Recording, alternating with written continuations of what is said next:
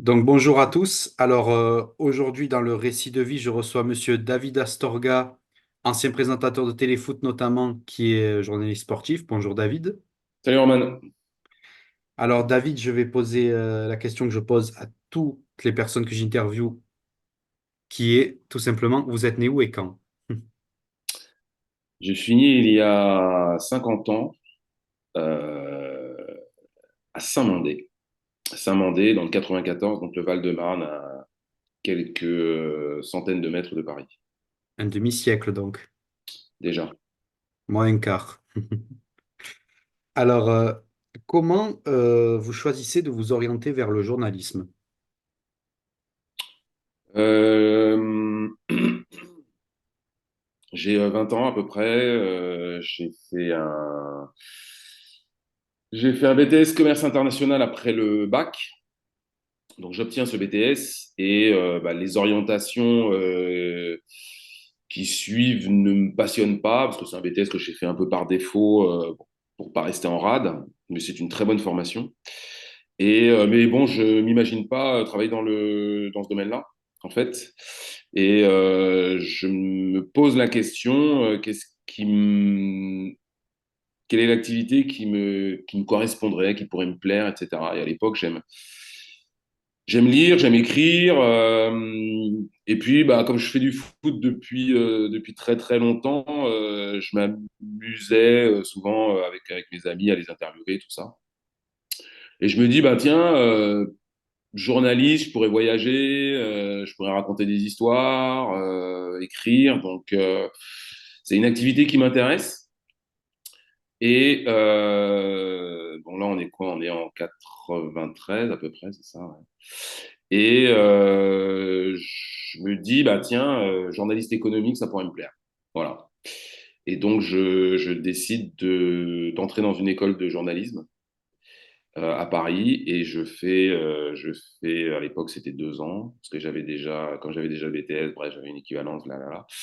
Et en fait, je fais cette école de journalisme, je sors diplômé en 96 et puis voilà, quoi. D'accord. Journaliste économique, pas de suite journaliste sportif. Non, ça n'a jamais été une ambition. Et pour être honnête avec vous, j'y ai jamais pensé en fait. Ce qui, Après, avec le recul, c'est un peu absurde parce que moi, je fais du foot depuis que j'ai l'âge de 6 ans. Donc, ça aurait pu être quelque chose de naturel, mais pas du tout en fait. Mais après, il y a beaucoup d'explications à ça. C'est que à l'époque, dans le sport à la télé, en France, il n'y avait pas de noirs. Donc, j'avais pas de représentation euh, qui pouvait me faire croire que c'était possible pour moi. Tout ce qui était télévision, ça me parlait peu parce qu'il n'y avait pas de noir, quoi. Et j'avais pas cette représentation. Donc du coup, moi, je me disais, presse écrite, c'est bien, radio, c'est bien, voilà. Donc je m'étais un petit peu volontairement fermé cette porte-là, en tout cas. Enfin, pas fermé, mais je ne l'envisageais pas. Voilà. Et vous pensiez que malgré tout, les portes du journalisme sportif vous étaient fermées, mais pourtant vous commencez chez Eurosport. Oui, mais parce qu'en fait, après, c'est le destin qui veut ça. C'est plus le sport qui m'a choisi que moi qui ai choisi le sport. Parce que, en fait, dans la dernière année d'école de journalisme, je m'inscris à un séminaire sport. Le séminaire sport est animé par un professionnel qui travaille à Eurosport et qui nous demande en exercice d'interviewer un sportif connu, un sportif professionnel, quoi. Et moi, j'interviewe un sportif professionnel, un footballeur. Et quand je ramène l'interview, euh, alors à l'époque, faut quand même se situer le truc, hein. À l'époque, on avait des machines à écrire. On n'était pas sur. Non, mais en plus, ça peut paraître complètement désuet. Ça l'est, mais alors qu'on était dans une époque où il y avait déjà des ordinateurs. Ouais, Mais c'est ce que je me dis, ouais. oui, oui, oui, mais dans cette école-là, je me souviens parce que j'avais une machine, on tapait, alors c'était une machine un peu moderne, mais je tapais mon truc. Bon, bref. Et je lui ramène cette interview de sportif. Et en fait, il pense que j'ai triché, en fait, que j'ai inventé les réponses et que je n'ai jamais, enfin, que je n'ai jamais eu ce sportif au téléphone ou autre. Et donc, je lui donne le numéro de ce sportif et je lui dis, écoutez, vous l'appelez et puis vous voyez avec lui, quoi. Voilà. Et en fait, bon, bref, je la fais courte. J'ai une bonne note. Et en fait, le fait que j'ai obtenu l'interview de ce sportif fait que ce professeur m'emmène en stage à Eurosport. Et à l'époque, c'était les Jeux Olympiques d'Atlanta. Et voilà, et je fais mes premiers pas à la télévision. Enfin, après, je dis mes premiers pas à la télévision. J'entre dans une chaîne de télévision qui avait un fonctionnement un peu particulier, puisqu'il y avait, en fait, on était des fabricants, on fabriquait des programmes, mais on passait pas à l'antenne, et on Mhm. fabriquait des programmes qui étaient ensuite commentés dans plusieurs langues, toutes les langues Eurosport, etc., etc. Donc, voilà, et je rentre dans ce domaine-là, et c'est comme ça que je suis rentré dans le sport. Pour autant, là, vous touchez au Graal puisque juste après, vous allez dans le grand groupe TF1 pour Téléfoot. Alors quand même, ça doit avoir une certaine symbolique, parce que Téléfoot. Je suis Eurosport, c'est une filiale de TF1. Donc, à l'époque, hein. Et donc, je suis déjà dans le groupe. Mais encore une fois, le TF1, c'est pas un objectif, c'est pas une ambition, parce que à l'époque, bon, il y a du sport avec téléfoot, etc., mais on n'a pas tant que ça. Et puis surtout, moi, je suis un fabricant au départ. Je fabrique des programmes. On avait une émission mythique qui reprenait tous les buts des championnats européens qui s'appelait Eurogoals. Donc, moi, j'étais avec un monteur dans une salle, je dérushais des matchs, et puis on faisait des points in, des points out, on mettait de la musique, de l'ambiance, et puis voilà. Et je faisais des reportages, j'allais à droite à gauche, je parcourais le monde, ce qui était une de mes ambitions professionnelles. Je parcours le monde et en fait, à un moment, je m'arrête. C'est quoi? On est en 2004. 2004, je fais un break pour faire un tour du monde. Euh, avec ma compagne de l'époque. Et en rentrant, avant de rentrer, une amie monteuse qui m'appelle, qui m'envoie un message et qui me dit, écoute, il y a TF1 qui te cherche. Et qu'est-ce qu'ils me veulent, TF1? Déjà, ils me connaissent, bon, ok. Et puis en fait, je réponds à cette sollicitation. Donc en rentrant, je vais à TF1 pour voir ce qu'il en est et on me propose de faire ce que je fais à Eurosport, de le faire à TF1 pour Téléfoot.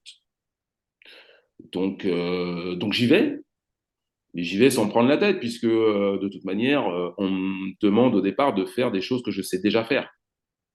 Et en fait, on m'explique que mon carnet d'adresses, notamment auprès des joueurs de l'équipe de France, peut être intéressant pour TF1 dans la perspective de mieux, enfin de développer une rubrique autour de l'équipe de France. Voilà, c'est ce qu'on me demande au départ, et je le fais avec la plus grande simplicité du monde, puisque ce sont des gens que je fréquente déjà, avec qui il y a un bon feeling et avec qui j'ai l'habitude de travailler, quoi. Voilà. Vous étiez proche des jeux de certains joueurs de l'équipe de France. J'étais proche notamment d'un joueur de l'équipe de France qui est Lilian Thuram. Et à l'époque, le fait de connaître Lilian m'a permis d'en connaître d'autres. Voilà, de Zidane, Henry, Vieira, pour ne nommer que ces trois-là. Et voilà, après, ça fait boule de neige, quoi. Donc TF1 s'est servi de ce carnet d'adresses pour quelque part faciliter ses rapports avec les Bleus à l'époque, c'était un peu ça, hein. Et voilà, et je l'ai fait tout naturellement. D'accord. Et juste une question par rapport à tout à l'heure. Pourquoi la personne, elle ne vous croyait pas quand vous aviez interviewé le sportif en question?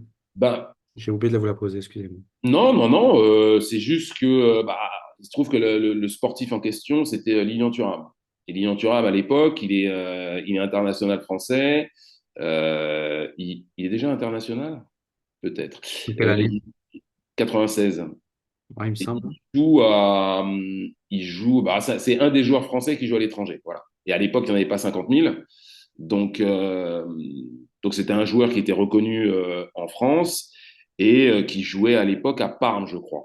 Donc voilà, c'était un joueur connu. Et si vous voulez, c'était le plus connu qui était dans les exercices qu'on a rendus. Donc le professeur s'est dit, Mais lui, il me prend pour un con. Il veut me faire croire qu'il connaît Thuram ou qu'il a eu Thuram. Donc voilà, c'est tout. Et bon, ouais, il faut se remettre dans le contexte. On était dans les années 90 et c'était pas comme aujourd'hui. Je veux dire, aujourd'hui, si vous pouvez solliciter les joueurs par les réseaux sociaux, etc. Voilà. Après, à l'époque, c'était pas aussi simple que ça. Et voilà, moi, j'avais cette chance de connaître Lilian de longue date et voilà, ça m'a facilité, ça m'a ouvert des portes. Et d'ailleurs, c'est comment la relation entre journaliste et joueur? Parce que des fois, on voit ça, on en entend parler des fois par rapport aux notes que donnent les journalistes dans, par exemple, dans les journaux, tout ça. Comment elle se passe cette relation? Bon, c'est une relation de je t'aime moi non plus. Et les tops. Comment? J'ai dit et les tops aussi. C'est quoi les tops? Les tops, vous savez, des fois, il y a un joueur qui est proche d'un Ah, les journaliste. taupes! Les Oui, voilà. taupes! C'est un accent. Euh, Marseille. J'avais compris. Mais alors, sur les relations, comme je dis, c'est je t'aime moi non plus. Quand ils démarrent leur carrière, les joueurs, ils sont très contents qu'on parle d'eux, d'avoir des Mhm. jolis papiers, il a fait ci, il a fait ça, il a grandi comme ci, comme ça, voilà. Il joue comme ci, comme ça, c'est super. Et puis bon, plus le temps passe, et plus les sollicitations sont nombreuses, et plus ils ont du mal à gérer cet afflux.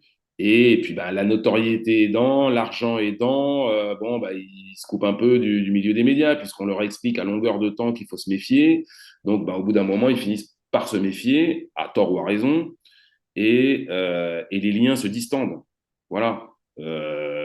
Donc ça peut donner je t'appelle parce que j'ai une mauvaise note, ça peut donner je t'appelle parce que tu as dit ça. Voilà, donc c'est des relations un peu étranges parce que moi je considère que c'est un écosystème dans lequel chacun a besoin des autres. Donc voilà, et l'histoire le prouve tout simplement. Vous voyez, il y a beaucoup de joueurs, je ne donnerai pas de nom, mais ça me fait sourire souvent quand je les vois devenir consultants, par exemple. Il y a des joueurs qui ne donnaient jamais d'interview, qui soi-disant détestaient les journalistes, etc. Et puis qui un jour, tiens, vous le voyez, il commente un match ou il fait un plateau, etc. Bah, je comprends pas. Tu nous aimes ou tu nous aimes pas?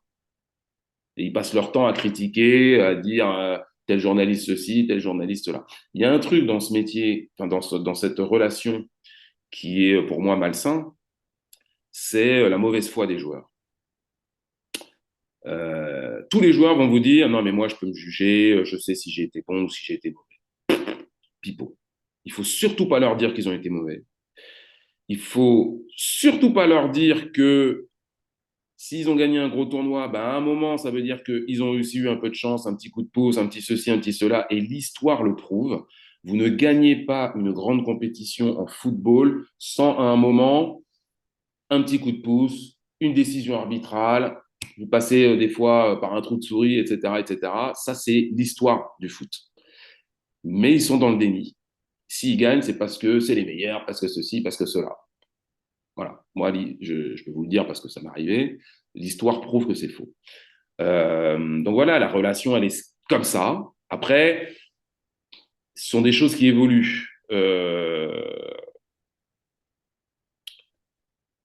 Aujourd'hui, il y a beaucoup trop de médias par rapport à la masse de joueurs. J'explique.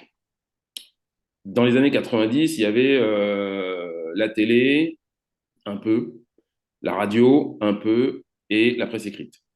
Maintenant, il y a les sites internet, les chaînes YouTube, les Twitch, etc., etc., etc. Il y en a dans tous les sens. Il y a 150 millions de chaînes de télé. Donc, bah, les joueurs, ils finissent par aseptiser leur discours. Pas tout seul, hein, on leur explique dans les clubs que voilà, il faut rien dire, quoi. C'est pour ça qu'on a toujours dans les interviews des litanies de phrases bateau qui veulent rien dire et qui embêtent tout le monde parce que c'est devenu trop, too much, il y a trop de sollicitations. Parce que à ces sollicitations médiatiques et qui correspondent à leur métier, ils ont aussi des sollicitations pour donner des maillots à des associations, pour participer à des actions sociales, etc. Ce qui est très bien.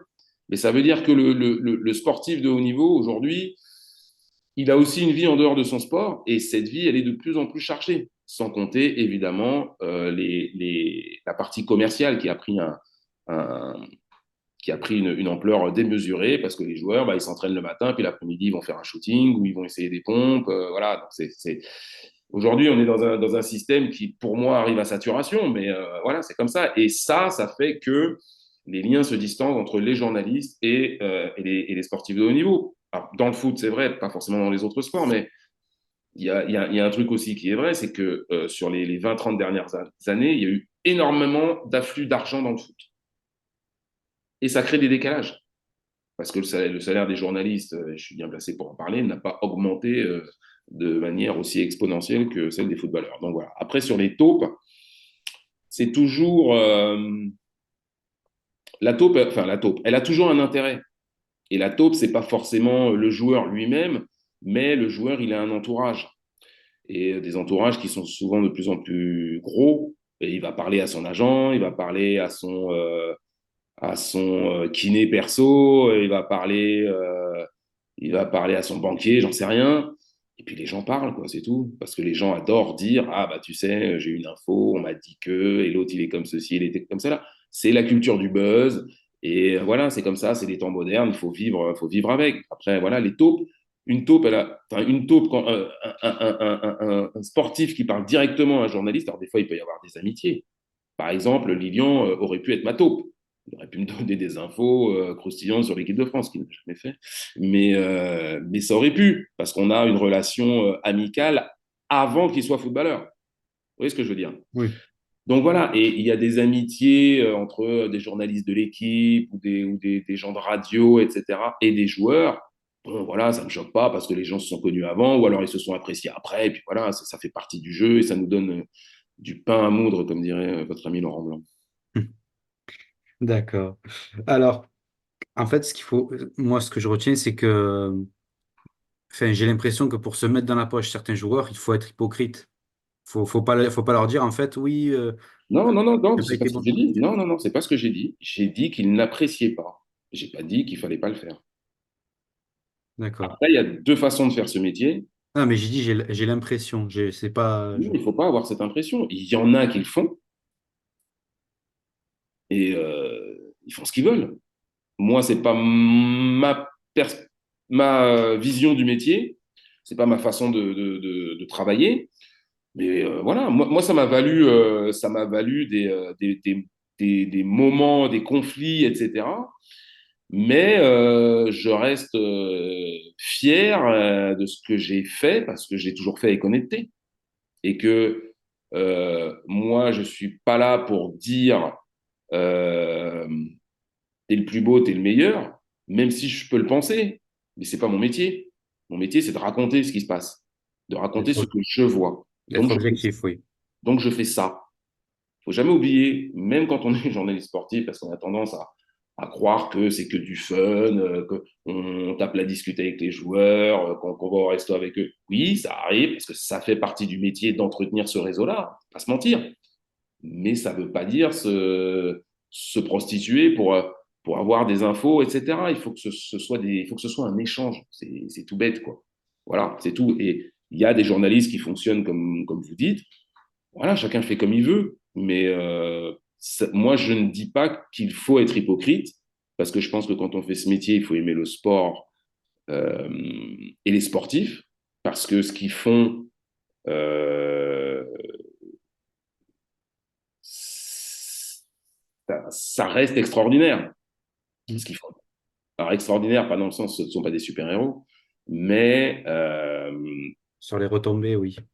non, mais sur le sport, tout simplement. Je veux dire, moi, vous savez, moi j'ai joué au foot toute ma vie, j'ai jamais été professionnel de foot. Voilà, je respecte les gens qui font ça et qui sont doués pour ça. Voilà, c'est tout. Mais après, voilà, moi je suis de la vieille école. Aujourd'hui, peut-être qu'on pratique un peu différemment, mais c'est pas, ça ne me dérange pas. Il y a pas de souci avec ça. Alors, vous avez dit que vous donnerez pas de nom et vous avez parlé de conflit. Alors, moi, je vais donner un nom, William Gallas. Ouais, Alors, ouais. vous allez nous raconter qu'est-ce qui s'est passé en 2010 avec cette histoire du doigt d'honneur. Alors, William, oui, c'est un bon exemple de ce que j'ai dit. Je ne pensais pas à lui, mais c'est pas un mauvais exemple. Parce qu'il a été chroniqueur hein, sur RMC Sport. Absolument, il a fini par faire ça. Alors, lui ne détestait pas les médias, pas du tout. C'était ni pour ni contre, bien au contraire. Non, ce qui s'est passé avec William, bon, évidemment, le contexte, vous l'avez. Quelques mois avant, euh, je vais à Clairefontaine, c'était ça. J'essaie de remettre les éléments dans l'ordre. Bon, bref, il y a eu deux épisodes avant. Euh,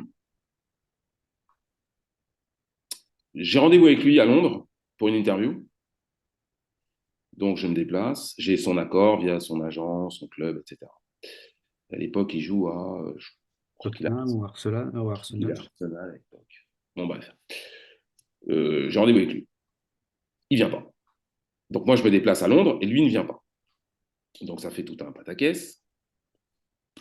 2, 3 semaines plus tard, rassemblement équipe de France. Et je me dis, je vais le choper. Et en fait, quand j'arrive, je me souviens parce que les Bleus s'entraînaient, il faisait froid, ils s'entraînaient sous un, comment ça s'appelle, un truc avec un toit, là, Ah, oui, un préau, un haut, je sais pas. ouais, je sais Il y plus. avait un terrain comme ça, là, et ils s'entraînaient, voilà, ils étaient un peu à l'abri de la neige, etc. Et il y avait Franck Ribéry. Franck Ribéry me voit arriver et regarde William, il lui fait Galas, Galas, genre tu fumes, tu fumes. Et moi, je comprends pas, en fait, la blague. Et en fait, après, j'ai une explication avec William qui me dit oui, dans le journal de Téléfoot, qui était une petite rubrique qui était en début d'émission, vous avez montré une photo de moi en train de fumer. Alors, journal de Téléfoot, c'était une petite gazette comme ça et qui reprenait des histoires qui étaient racontées dans la presse internationale ou française. Et il se trouve que le Sun, qui est un tabloïd anglais, avait mis dans son journal une photo de William Gallas, clope au bec dans sa bagnole. Chose dont en France on se fout éperdument, mais voilà, c'était dans la Gazette. Donc, voilà. Le problème, c'est quoi? C'est que bah, des gens en ont parlé à William. Oh là là, tu fumes, oh là là, tout le monde sait que tu fumes, oh là là, on t'a vu dans le journal, blablabla. Bla, bla, bla. Et donc, il s'en prend à moi. Alors que moi, j'avais rien à voir dans cette affaire, parce que ce journal de téléfoot, je ne l'ai même pas vu. Donc, évidemment, après, j'ai regardé, mais il en veut à la terre entière, je sais pas quoi. Ok. Donc, bon, on s'explique. Euh, et je lui dis, en gros, il est bête, quoi. Enfin, c'est débile. Hein. Ce genre de truc est débile. Bon, bref, ça dénote pour moi une forme de bêtise. Voilà. Mais bon, le truc se termine comme ça. Et après arrive la Coupe du Monde. Et William était capitaine de l'équipe de France avant la Coupe du Monde. Et pour une raison que je ne connais pas, Il a été retiré son brassard, oui. on lui retire le brassard. Enfin, Raymond Domenech lui retire le brassard. Moi, je ne connais pas la raison. Et donc, je pense qu'il prend un coup sur la tête. Parce que bah, quand vous êtes capitaine et qu'on vous sort, de toute manière, quelle que soit la raison, voilà, vous êtes capitaine de l'équipe de France, c'est quand même quelque chose, c'est une fierté. Et puis, il y a la Coupe du Monde, le grand événement, puis on vous dit, bah, finalement, c'est plutôt le capitaine. Bon, je pense qu'il l'avait là, et je l'aurais eu là aussi. Et puis après, bah, il y a tout le déroulé, Naïsna, etc., l'élimination, voilà. Et moi, en fait, ce qu'il faut savoir, c'est que quand les joueurs terminent leur match, je suis le premier représentant des médias qu'ils croisent. C'est moi, je suis au bord du terrain et je tends le micro. Donc la première réaction sur TF1, c'est avec moi. Et en fait, ce qui se passe, c'est que tous les joueurs passent, et le dernier à sortir, c'est William. Et évidemment, moi, dans l'oreillette, on me dit, bah, oh, faut que t'en attrapes un, quoi. Donc je vais vers William, qui était un très mauvais client d'ailleurs. Mais bon, à ce moment-là, on s'en fout. La France est éliminée, etc., etc. Et il ne veut pas faire cette interview et il me fait un doigt d'honneur. Bon, d'une élégance rare, le jeune homme. Mais donc moi, sur le coup, bon, très honnêtement, ça me fait un peu marrer. Mais je me dis, il est encore plus bête que ce que je pensais. Vous savez pourquoi je dis ça? Parce que une des tantes, William et moi, on est Guadeloupéens tous les deux. D'accord. Et on est Ah à ben, peu ça près. devrait vous rapprocher même entre vous. on- Le silence en dit long. il est en Grande Terre et il est installé en Grande Terre, sa famille est en Grande Terre et la mienne aussi. Donc voilà. Et il se trouve qu'on a deux tantes qui travaillent ensemble. D'accord. Donc voilà, on se connaît. Hmm. Et ça fait longtemps que je suis dans le circuit, ça fait longtemps qu'il y est aussi. Donc voilà, ce genre de geste, je comprends le ras-le-bol, l'accumulation, l'élimination, le brassard, je comprends ça. Il n'y a pas de problème avec ça. Il n'empêche que être Alors, je dis je comprends ça, mais je ne suis pas à sa place, hein. Donc, il y a de la frustration, on est énervé, etc., etc. Maintenant, compte tenu de tout ce que je vous ai dit, bon, bah, je trouve un peu étrange qu'il ait eu cette attitude, quoi. Voilà. Parce que la discussion qu'on avait eue sur cette histoire de clope, elle était juste normale. C'était un échange où j'étais pas d'accord et j'essayais de lui expliquer comment fonctionnaient les médias. Voilà, c'est tout. Il vous en Et a reparlé? Vous en avez reparlé avec lui jamais depuis? revu. Je ne l'ai jamais revu. Et franchement, ça ne m'a pas manqué. Mais voilà, il y a eu ça. Pourquoi pas? Mais ça démontre aussi l'état d'esprit qu'il y avait dans cette équipe, dans cette sélection, et qui explique aussi pourquoi on est allé dans le mur. C'est tout. Voilà, c'est tout. Même un jour où vous voyez, vous allez en discuter, vous pouvez pas en discuter enfin, de manière cordiale, dire oh, ben voilà, c'était Non, parce il y a que 10 ans. non, mais il y a un préalable. C'est-à-dire que il faudrait qu'il ait l'intelligence de s'excuser pour ça. Alors, on va continuer une dernière anecdote sur Naïsna. Moi, j'ai envie que parce que j'en parlais avec mon père, parce que mon père, Mon je père, lui- oui, mon père, je lui ai montré l'extrait d'un dimanche sur Téléfoot. Je dis, ben papa, ben voilà, je vais interviewer ce monsieur-là. Il me dit, ah ben, faut que tu lui demandes. Faut que tu lui demandes, tu lui demandes de nous conter ce qui s'est passé ce matin-là avec Franck Ribéry. mais vous avez tout vu. Je ne peux rien vous raconter de plus parce qu'il n'y a rien à raconter de plus. En fait, vous avez tout vu. Vous l'avez. La seule chose que les téléspectateurs n'ont. Bon, il y a deux choses que les téléspectateurs n'ont pas vues, c'est l'avant et l'après. Mais dans l'avant et l'après, moi, je suis en direct. Donc, j'ai un conducteur à suivre. Et à un moment, il y a une, une journaliste de téléfoot qui est sur le plateau et qui me fait des signes. Et j'ai mon rédacteur en chef qui me dit à suivre Ribéry. Et en fait, je ne comprends pas ce qu'il me dit. Parce que moi, sur mon conducteur, il n'y a pas de Ribéry. Je peux vous le dire parce que c'était la première fois que je présentais Téléfoot, et la seule d'ailleurs, présentais tout seul. Et j'ai passé la nuit sur mon conducteur. Donc, je sais ce qu'il y a dedans. Et il me dit Ribéry à suivre. Je lui dis de quoi tu me parles, en gros. Pendant qu'il y avait un échange entre peut-être Raymond et Vincent Duhuc, je lui dis, parce qu'on a un petit bouton pour se parler, et je lui dis de quoi tu me parles. Et il me dit tourne la tête. Et là, je tourne la tête vers ma camarade journaliste, et elle est avec Franck. Et elle me dit il veut parler. Elle me fait le signe il veut parler. Donc elle me demande en fait s'il peut venir. Donc on lance une pub, et Franck est déjà équipé. C'est-à-dire il a l'oreillette, machin. Ou non, il a un micro, on lui donne un micro. Et il vient vers moi, il me dit bonjour, je lui dis qu'est-ce que tu veux? Et il me dit j'ai des choses à dire. Alors, il faut se remettre dans le truc, hein. On est au lendemain de la une de l'équipe. Et tout le monde cherche des infos, tout le monde veut savoir ce qu'il en est, etc. Et nous, on a un joueur de l'équipe de France sur lequel il y a eu beaucoup de choses parce que, et encore une fois, c'est toujours important d'avoir le contexte, hein, c'est Zaya, c'est Gourcuff, il y a plein de choses. Il vient sur le plateau. Bah, moi, je lui dis, bah, Franck, il n'y a pas de problème. En plus, Franck Ribéry, c'est quelqu'un que j'apprécie énormément, de par son parcours, de par sa personnalité, sa gentillesse, etc. Donc, lui, bah, viens, comme il aime à dire, viens, t'es la famille. Donc, il vient, et je ne sais pas ce qu'il va dire.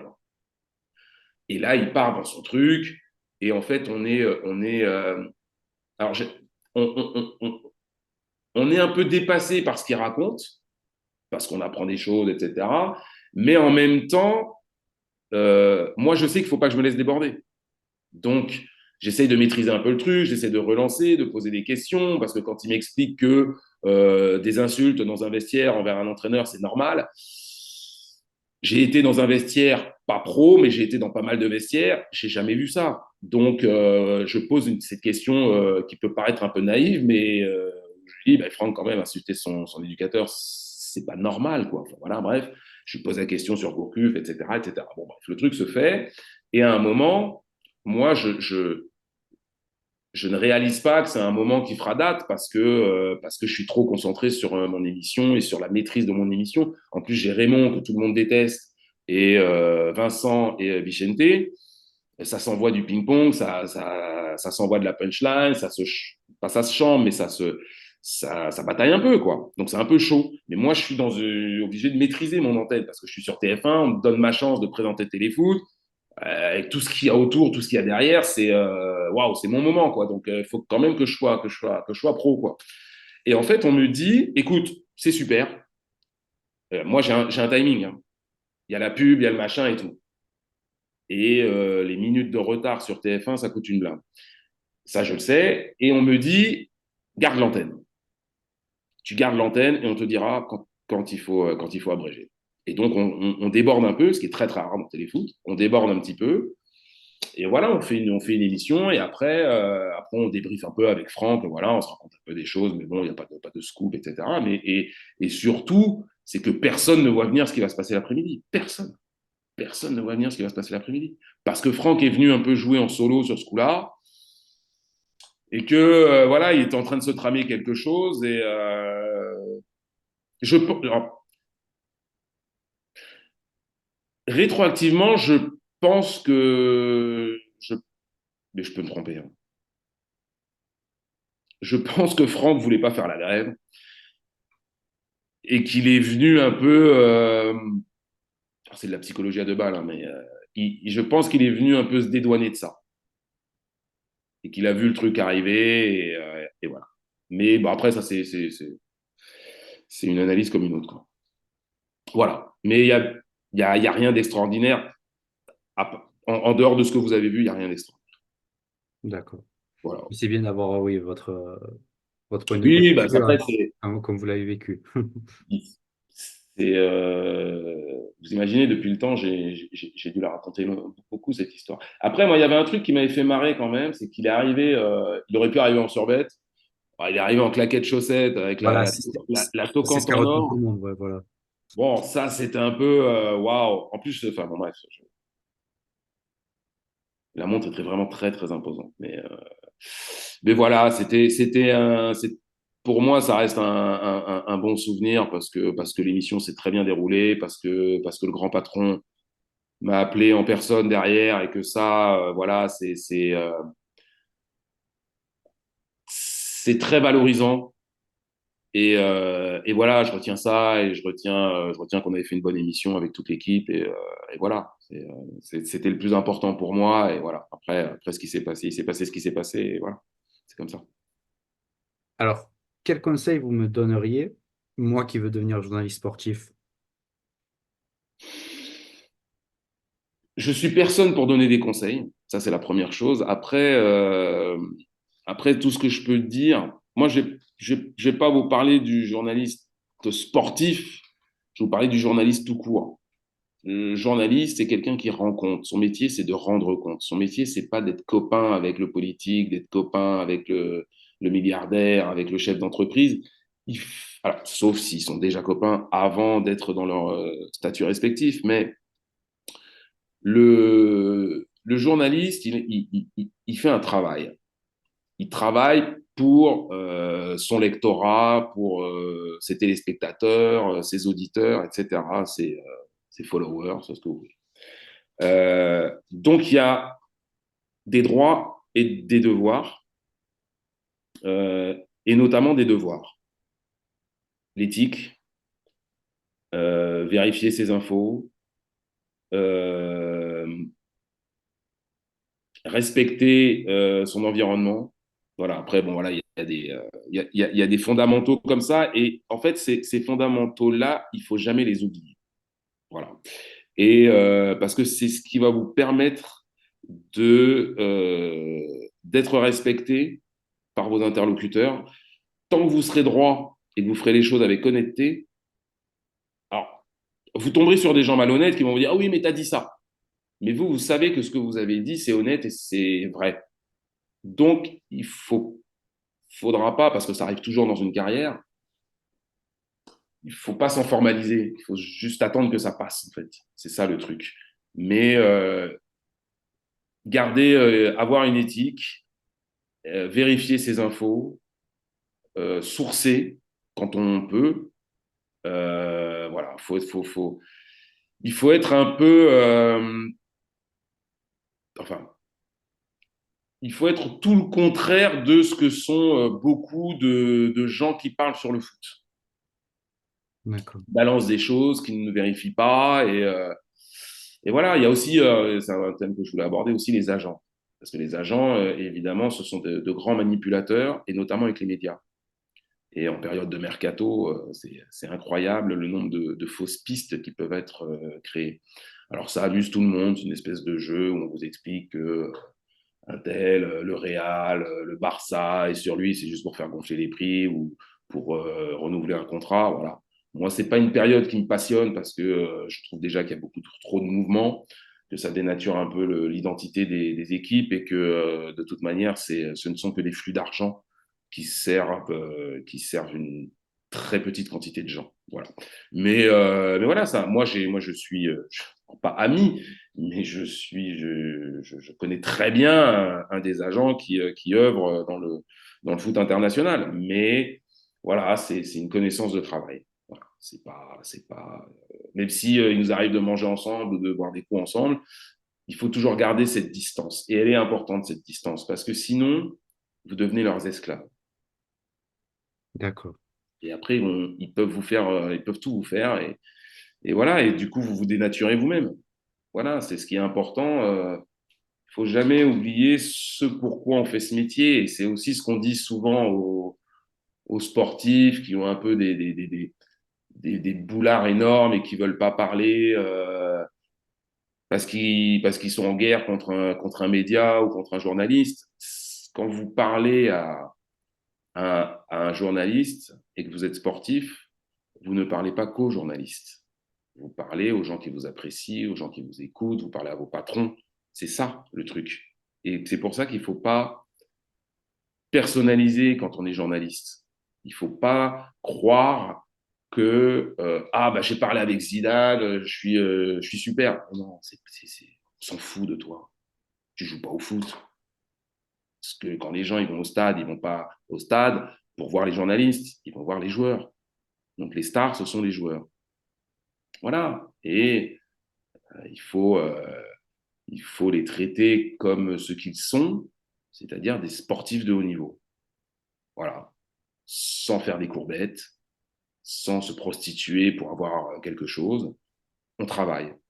Ils ont besoin de nous. Ils ne le savent pas toujours. Mais sur la durée, je peux vous dire qu'ils ont besoin des médias. Et voilà, ne serait-ce que pour un truc tout bête. Je veux dire, un joueur qui peut être un très bon joueur de foot, mais qui n'imprime pas, comme on dit, qui ne transpire pas en dehors de l'écran, qui fait pas rêver les gamins. Bah, il n'aura pas le contrat avec machin ou le contrat avec X parce que ce X ou ce machin, il a besoin de quelqu'un qui dégage quelque chose et qui parle aux gens, qui donne quelque chose. C'est ça le truc. Donc, ils ont besoin des médias pour ça. Donc, il y en a qui l'ont très bien compris, qui en croquent magnifiquement, et tant mieux pour eux. Et puis, bah, il y en a qui sont dans leur monde, qui veulent pas parler, qui veulent pas s'ouvrir. Voilà, après, chacun fait comme il veut. Moi, je juge personne. Je dis juste, voilà, ce sont des êtres humains, ce sont des sportifs de haut niveau, on doit les respecter pour ça. Et puis, voilà, on fait notre boulot, quoi. Et le boulot, ça veut pas dire être un béni oui, c'est faire son boulot et toujours essayer de garder une éthique et une honnêteté, parce que finalement, sur la durée, c'est tout ce qui vous restera. D'accord. Quel Alors, que soit. Monsieur Astorga, une dernière question que je Ouais. pose à toutes les personnes que j'interviewe. Quelle personne vous me conseillez d'interviewer? Qu'elle soit connue ou pas, hein, d'ailleurs, hein. En journaliste? Un journaliste, un sportif, n'importe. Alors là, poser une colle. Je réfléchis, j'essaie de réfléchir vite, c'est pas mon fort. Euh, Ah, Julien Brun. L'excellent Julien Brun.